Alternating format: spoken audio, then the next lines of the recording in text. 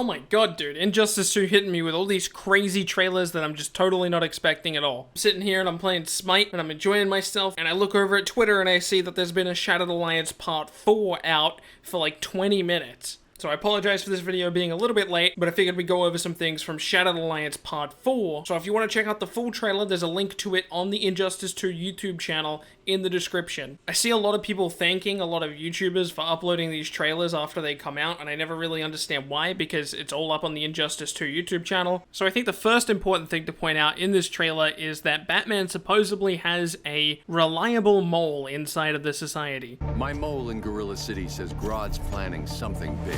But what, where, when, we don't know. I think it's reasonable to assume that this is probably Catwoman and Harley Quinn, or one of them, but it could also be any of the characters, really, because this Injustice world is so far gone from what the regular DC world is, that for all we know, I mean, this alliance could be with Bane. That might be a little bit of a stretch. The next big thing that they pointed out in this trailer was kind of confusing to me. In a piece of dialogue where they mentioned there would be no more Justice League, in one of Gorilla Grodd's speeches, trying to hype up all of his gorillas, we're gonna take down the Justice League. There's this shot of Batman kind of unveiling an old Justice League, I guess, Knight of the Round Tables type thing. No more Justice League!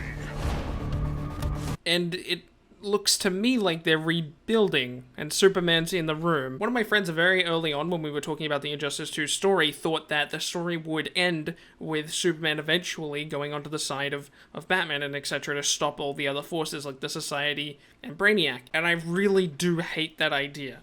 I can't understand a world where Batman would possibly forgive Superman for all the things he's done. I personally, as a fan, would be pretty upset to see Superman forgiven in this game. If you know the events of the comics, which I intend to do an entirely different video on that, Superman is not a good guy in this universe, and I would be very upset if we just forgave him for all of the things that he's done. I'm sure most of you guys have seen my Scarecrow video, but in that video a lot of people asked me questions about, you know, why does Scarecrow look like a demon and things like that. I never really understood this thought process. I thought it was pretty clear that was just what he was going to look like in fights, because that's the only way to really make him intimidating. Like, why would he fight in, like, this regular human form where he's not very good at hand-to-hand combat? Like, why wouldn't he always be theoretically, like, affecting, quote-unquote, the enemy with his fear toxin? As we can see here from the cutscenes, he's no demon, he's just a regular human. But whenever he's going to be in a match, he's going to look demon-ish, because that's what your opponent is seeing, because they're affected by the toxin.